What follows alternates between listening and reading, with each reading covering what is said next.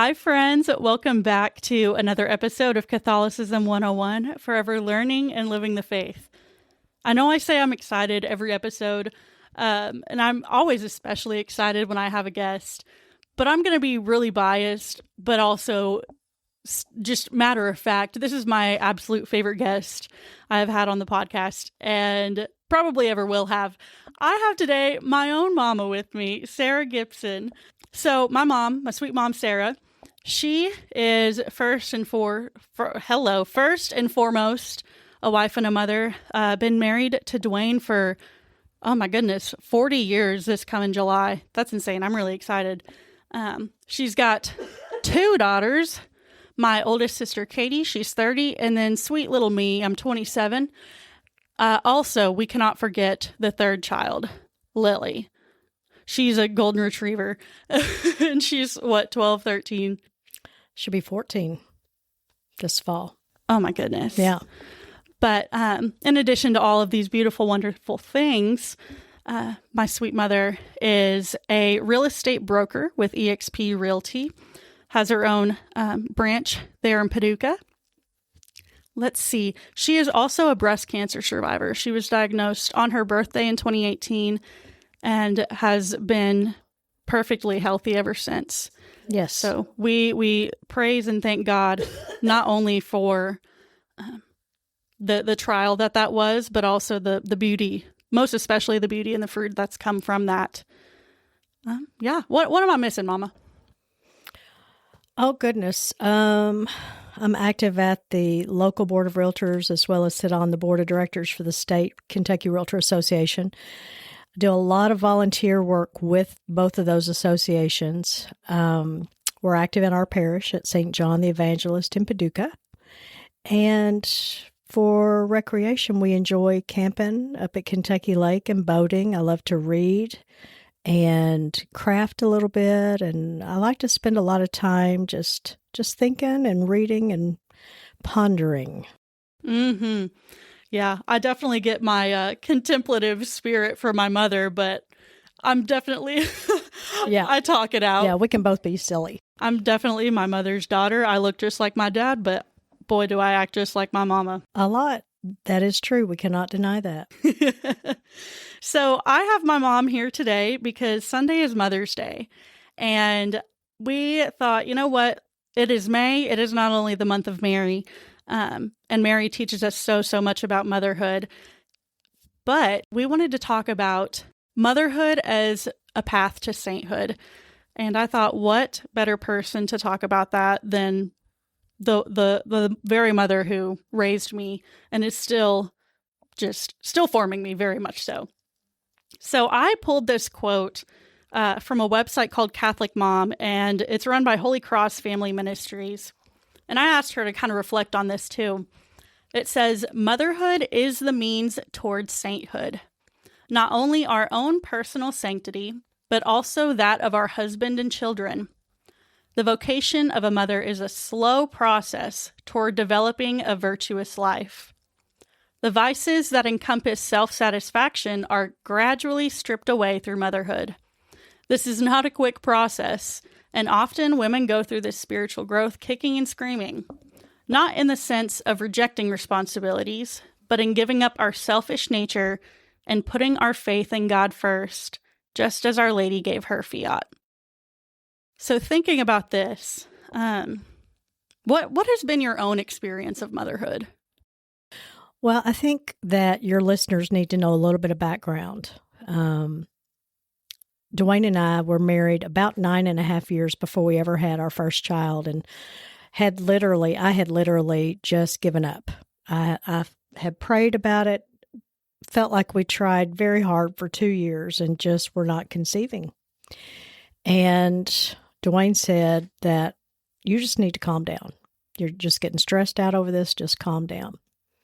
And at some point, I came to this peaceful realization that life would be okay if we didn't have kids, that we had nieces and nephews and we had friends and we could live a very rich and full life and whatever that meant. And then lo and behold, Katie came along.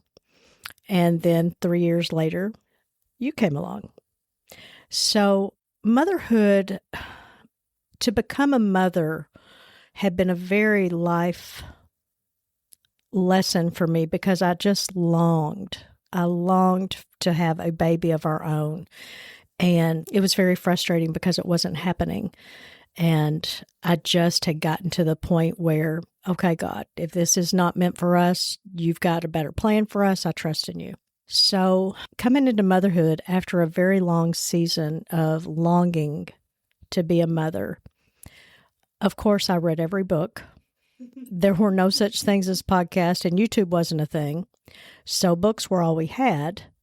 And I read all the books. I took your dad to every class that they gave at the hospital, CPR for infants, breastfeeding class, what to expect when you're at the hospital, a tour of the hospital, the childbirth classes, all the things. And he went along with it just like a champ.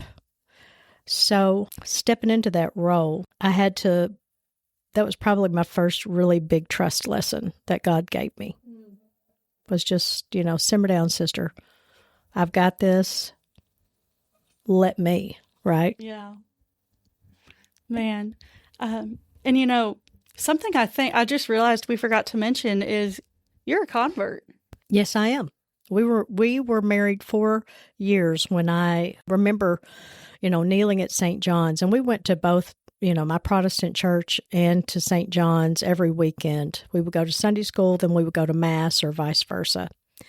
And one Sunday we were kneeling, and I just remember feeling that, this just really feels like home. This feels right. And I wanted to learn more. And your dad, being a cradle Catholic, was not able to teach me much. So Father Ben Luther was the priest at the time, and he was also a convert. So he did a great job. In fact, he made me repeat it. He said I started too late, so I had to go through instructions a year and a half. But yeah, I think that bringing a Protestant upbringing, because my family was very devout. We were churchgoers, Bible readers, believers. My dad sang in gospel quartets. We prayed. It was just a very religious upbringing. So God was always part of my life, part of my prayer life. So that faithful upbringing, a very religious upbringing, I think that's really important. And kind of going off of that, when you think about these past 30 years of motherhood, what moments come to mind where your faith really just, you had no option other to strengthen it and really trust God? Oh, absolutely. And one of my lactation consultants told me that when the placenta comes out, the guilt goes in after childbirth. And I said, well, I think I got a double dose because I felt guilty about everything that went wrong with you girls. Struggles that we had with breastfeeding, with, just typical childhood things, illnesses, problems, as you grew up in school and just things that you experience when you're raising kids. And so every challenge became an opportunity to either turn towards God or away from God.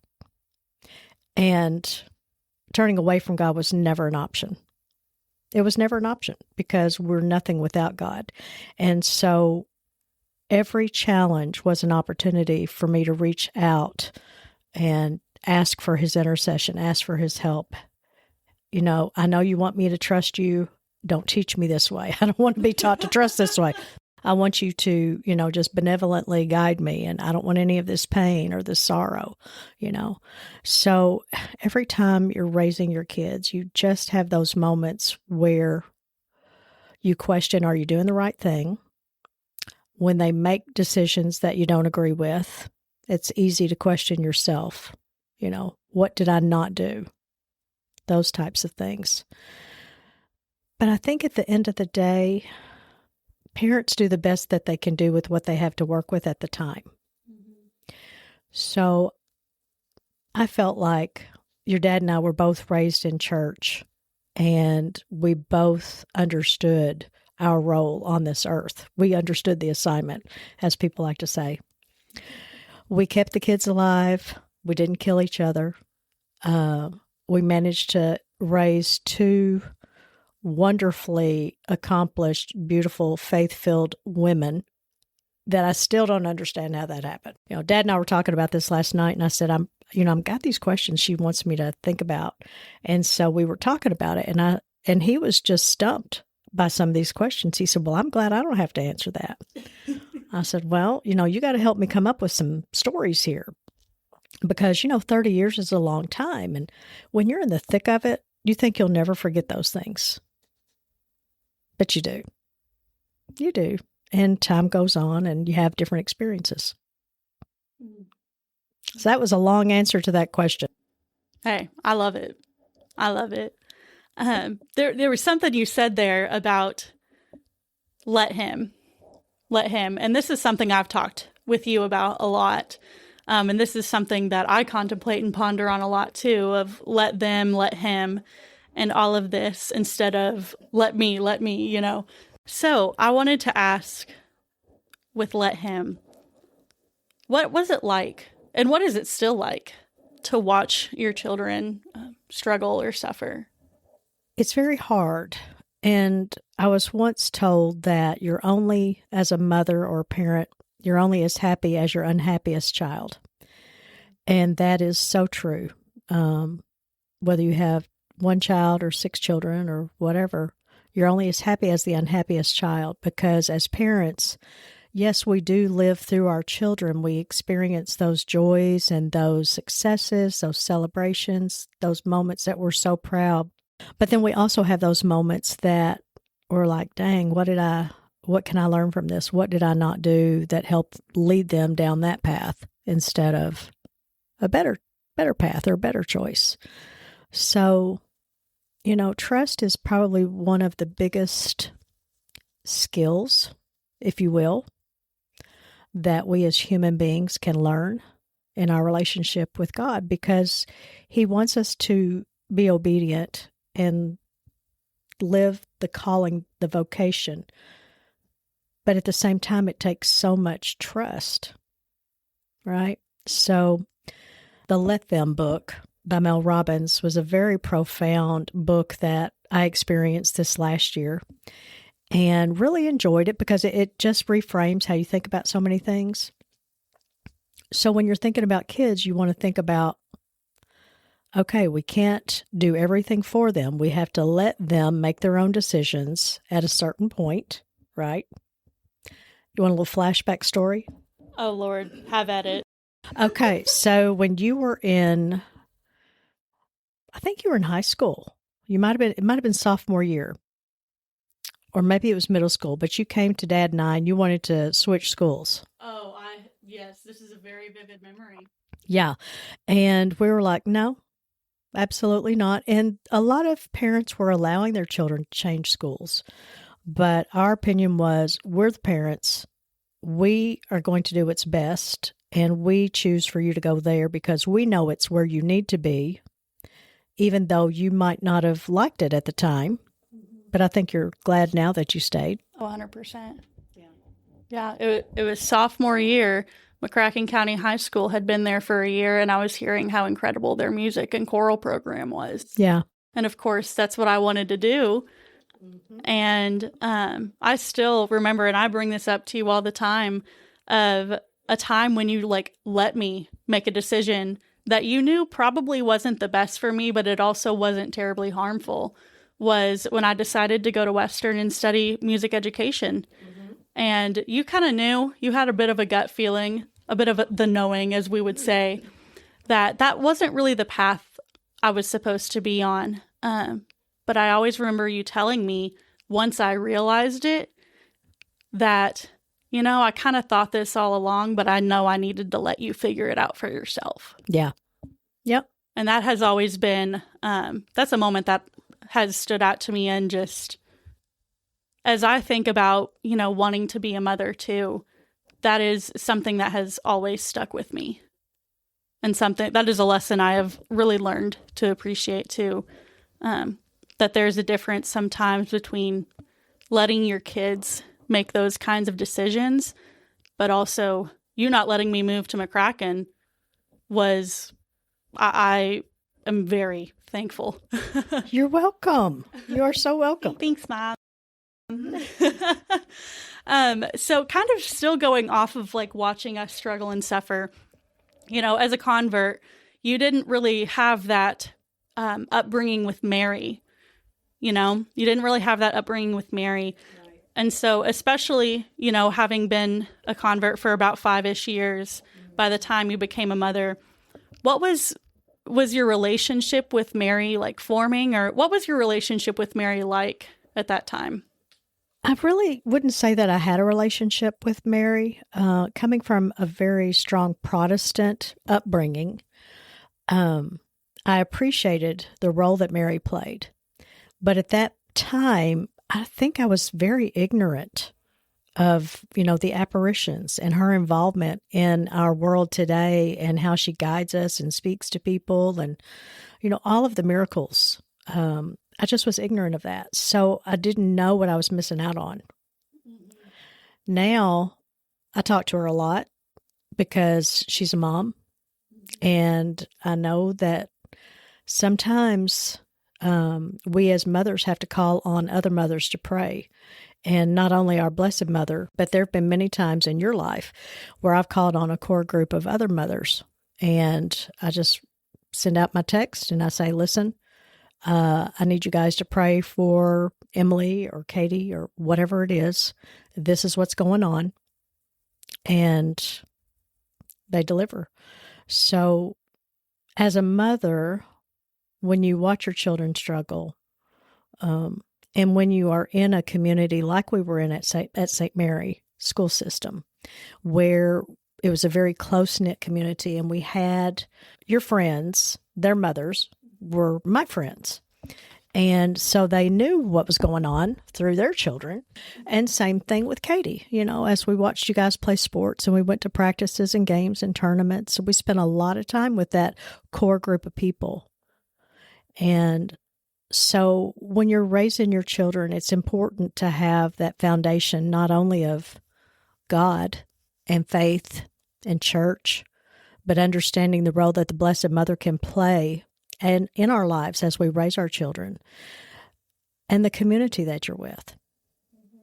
So now Mary and I are BFFs, and I'm still learning how to pray the rosary fruitfully, where it feels more like the meditative experience that I think it's supposed to be.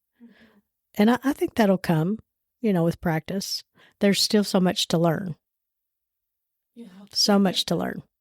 But as far as watching you guys struggle, it's very hard. It's hard not to step in because sometimes we've got to let you make those mistakes. But sometimes we're just going to step in and say, no, you're not doing that because of whatever reason, Yeah. Hearing you talk about the community, both at St. John and St. Mary, so many good, beautiful memories come to mind. A lot of difficult memories come to mind too. But I want to know about some of yours. So what have been a few of your favorite moments of family life, looking back now, that have just been especially meaningful? Oh, my goodness. So when we had Katie, I was working at a doctor's office, and we both wanted me to stay home. We didn't really want to put Katie in daycare. My mother kept Katie for her, I guess, the first 7 months. And then it just got to the point where I said, okay, God, you know what? I want to be home. And I know you're going to help make this happen. And I told Dad, Dwayne, I said, you know what? The worst thing that happens is I have to get another job. So I babysat a couple of other kids and had that time at home with Katie and 2 other little girls. And it was a really good time. It was a bit of a culture shock coming from an environment where I'm with adults all day to, actively potty training and caring for children, changing diapers and things of that nature. And it was a bit of a culture shock, I will say. But what doesn't kill you makes you stronger. So as we were at home, we did a lot of things at home, just just hanging out, just being casual. And I think some things that I really enjoyed that I took for granted at the time were just watching you guys, watching you interact with each other or play or look at your toys or just whatever you were doing. I mean, I just watch you and observe you and just imagine what's going on in your mind. So that was always special. But a little more recently, when COVID happened, and Katie was at her master's program at Bradley and came home, and you were finishing your junior year at Western. And so here we are, set the scene. We're in the dining room at our round dining room table, all sitting there, the four of us, having a family meeting. Because the two kids came home from college and thought that, Mom was the chief cook, bottle washer, did the laundry, did all the things. And we just had a little sit down, come to Jesus, where Mama said, I'm not the maid. I am not the cook. We're all adults here. And you can absolutely chip in and help out and plan and cook meals and do the laundry and help take care of the house. So that was a pretty emotional meeting that we had. Do you remember that? Oh, you called us your roommates. Yeah. You said, we're all roommates here now. And I remember just jaw dropped. Yeah. Yeah, it was a big perspective change for you guys because you were back home in your bedrooms that you grew up in. And what else? Why would anything change, right? Well, yeah, it changes because I am no longer the only caregiver. We're all adults here working together. So roommates was probably the best term to use.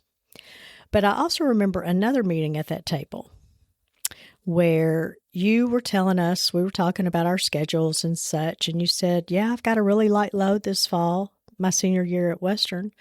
And your dad said, yeah, and you're going to take the real estate courses and get your real estate license. And I believe, you tell me what you remember about that, then I'll tell you what I remember. I was ticked. I was ticked. I thought y'all were joking. The moment I realized that y'all were being serious was upstairs in Katie's room. And you were asking me, all right, what's your plan when you graduate? Because this meeting at the dining table had maybe already happened. I don't know. I guess it was after that because you were like, all right, what's plan A? And I was like, well, plan A was work for the church, but I don't get to do that. I'm not qualified to do that now. Thanks, by the way.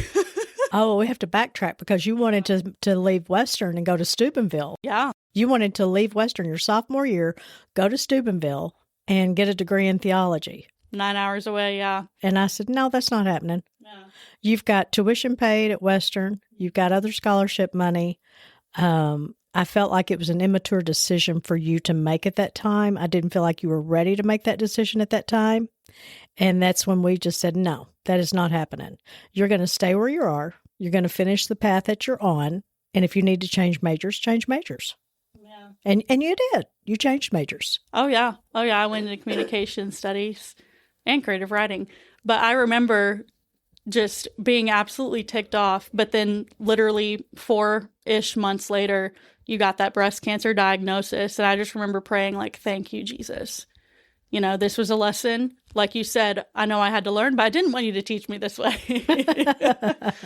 Yeah. But going back to the real estate thing, when I realized it, you said, what's plan A? I said, work for the church, but can't do that. Thanks, by the way, because I was still bitter. And then you said, what's plan B? And I was like, well, I don't really have plan B, but plan C is cosmetology school.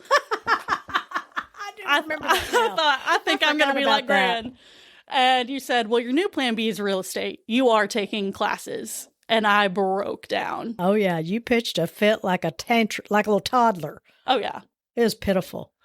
But we let you got it out of your system and tell the rest of the story. And then I took those classes fall semester of senior year.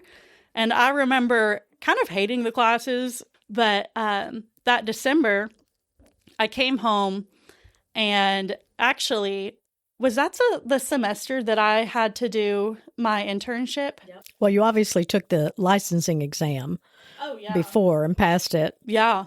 Oh, goodness. Yeah. I pretty much spent all of my time at the office as soon as I got home.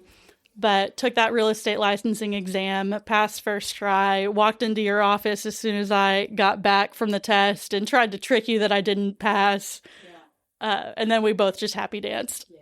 And you made a little money. Oh, yeah. You made a little money. You got the satisfaction of serving people. Yeah. And you saw what draws me to real estate. Yeah. Right?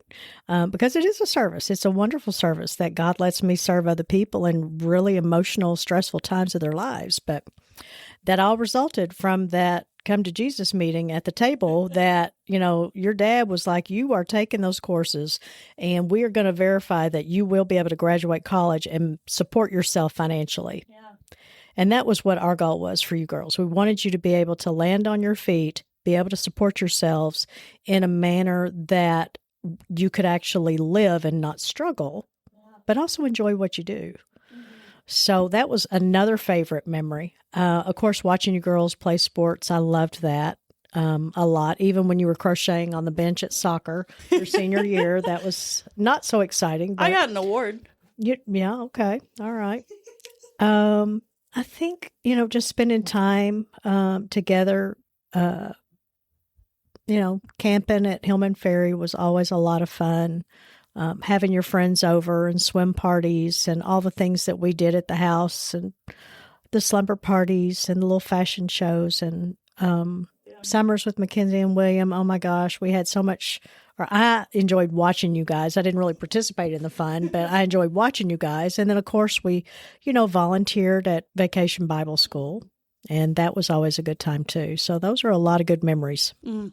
Yeah, this was, and as we think about just the past years and growing up and all of these wonderful, wonderful memories, I kind of want to shift the focus again back to faith. And when you think about our family's journey of faith, I know I have my own perspective. I know we each have our own perspective. But I want to know what your perspective as a mother trying to lead us spiritually, right? Like that quote says, trying to lead us spiritually. How have you seen each of us grow? And where have you seen God at work in ways that you didn't expect? Well, I sit here very humble because Dad and I are amazed at how good you guys have turned out. And we look at each other often. And when we marvel on what you girls have accomplished, but especially how devout you are in your faith and what you've accomplished, here at the church in doing this work, it's very fulfilling. And you're so good at it. You're so talented with it. And then Katie has her own set of strengths where she is such a leader and an organizer and just she's the boss, And I let her be the boss, but she's got so many skills. And as we watch you guys walk through every phase of your life, short life as it is so far, and we look at each other and we just, like, how did this happen? What did we do that other parents didn't do? And their kids went down different paths. And we were talking about this last night, actually. And I said, what do you think we did different? And Dwayne said, I think, the big thing is we kept them in church. He said all of our friends went to church. We had a good church group, which we did. And that's part of a Catholic high school. When you guys had Mass at school, we'd come to Mass at school. At least I would when Dad wasn't working in the fields. And all of our friends, it was not something that you just talked about on Sunday. It was something that was talked about every day. You talked about God, you talked about Mary, about your faith and right from wrong. And so that was one thing that we definitely did right. I think that when you guys were at St. John Elementary, and it was just a very small Catholic school. How many kids were in your class? The biggest class in the school was 9 kids. 9 kids. So every family took a week or two, actually probably took more than 2 weeks to clean the school. And so Ella and Chris and I, Dwayne's sister, and Mackenzie and William's parents, we would all take the same weeks. So we would knock it out in half the time. Well, a lot of times it was Chris and I, because Ella was working late and Dwayne was working late, or it'd be just me and Chris. And, Dad would come when he could, but we always had the kids there with us. And you guys would go in the schoolroom and you would play school. Sometimes we'd have you help us, but you saw us doing that and you saw us giving back. All of the PTO meetings that we did and we ran, and the fundraising that we did for both schools, you saw us involved. And so what I feel like we did, maybe different than some parents, is that we modeled our faith with walking feet. We didn't just pray, we walked the walk. And so if I was telling a young family today, I think one of the biggest things that you can do for your family is understand it does take a village. Yeah, every time we have a baptism here at Mass, that's my favorite thing Father Brian always says is, we know it takes a village whenever we are all renewing our baptismal promises. And so I am just especially thankful for the village that you all put us in, that you raised us in, and just took care of us in, especially whenever times were tough and we really had to lean on our village. So when you reflect back on, I don't know, would you say middle school or high school or college was the most challenging? Because you had some pretty intense experiences. Oh yeah, quite a few come to mind. I think about 6th grade being kind of rough. I remember 8th grade in particular, when I came to you, I was like, Mom, I think I got ADHD. And you were like, well, yeah, we knew that. You're welcome. Have you ever met me and your Aunt Penny? So that's turned into something that's also kind of fun at the same time. I've kind of learned with that a new perspective. But I remember whenever we finally decided to go get it checked out, right? And this was the end of my 8th grade year, maybe summer before freshman year. And it was Dr. Cecil. I did the ADD assessment and he looked up at me. He was like, well, you might have ADD or ADHD. We can't really put you on the medicine for it though, because you have PAD, panic anxiety disorder. And if we were to put you on ADHD medicine, all you would think about would make you panic. Yeah. Yeah, we went through some things, and every moment, every challenge was always dealt with in a prayerful moment. I can remember as we were preparing you to go to college, I knew that it was going to be tough, and I just felt like I needed to give you some tools. I needed to put some tools in your toolbox to take with you. And so we talked with some professionals and got some really good emotional handling tools, you might say, to prepare you. But I can also remember giving you some really good advice, and I thought it was good advice, but you might not have. But I can remember, you would call and it would be, my roommates are terrible and blah, blah, blah. And the girls here are so mean and, they're so hateful and blah, blah, blah, blah, blah. And at that point, I would listen to you and then I would say, well, have you considered what's going on in their world? Why do you think they're acting like that? Do you think maybe they've got some challenges going on? Have you ever thought about that? It's not about you. Yeah. It's not about you. It's always about the other person, what's going on in their world, right? Oh, yeah. I think that was definitely one of your favorite ones to hit me with.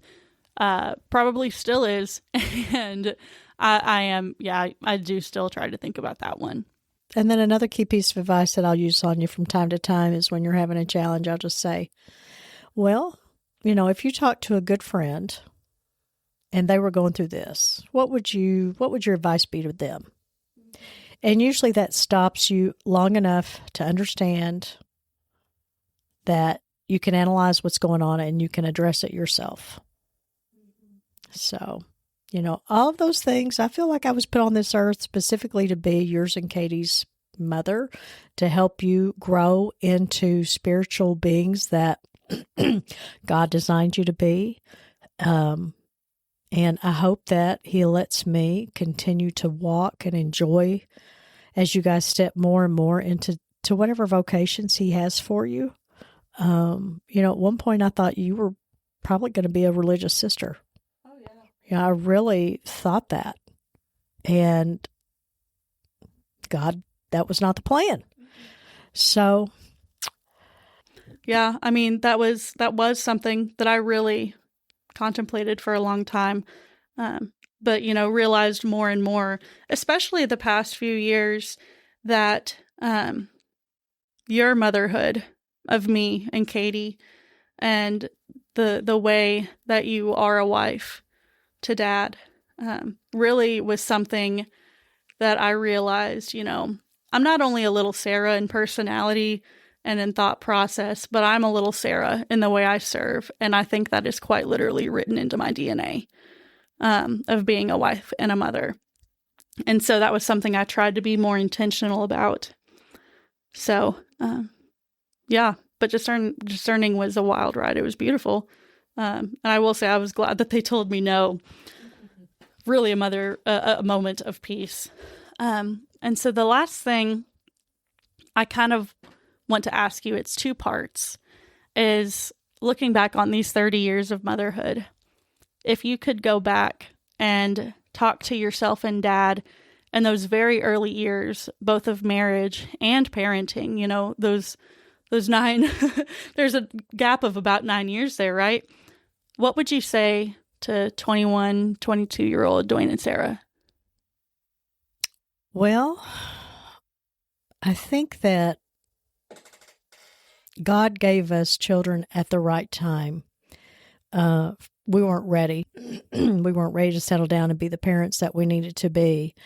We needed to kind of get our house in order, so to speak. But looking back, if I were going to say anything to them, it would be, you're on the right track. Don't second guess it. Don't be afraid to be strict. You're not their friends, you're their parents. Love them. Role model love for each other. Demonstrate your love for God. Keep them in church. Keep them around people that live the type of life that you aspire to live. And support them in the things that are good for them, and redirect them in the things that are not so good for them. And challenge the thoughts when they have thoughts that are different. Challenge them and help them to come to conclusions on their own of what is truly best for them. Letting them, to some degree, make the mistakes they need to make.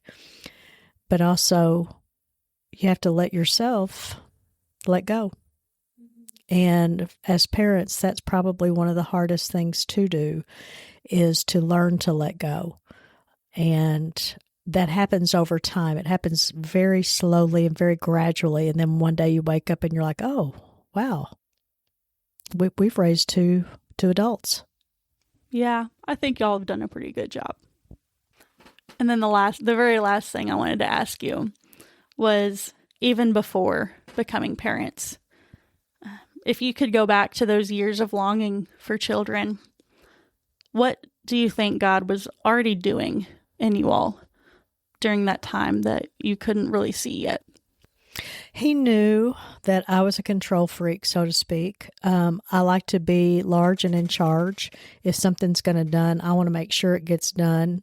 And it sounds to me like I'm describing Katie right now, because that is so true.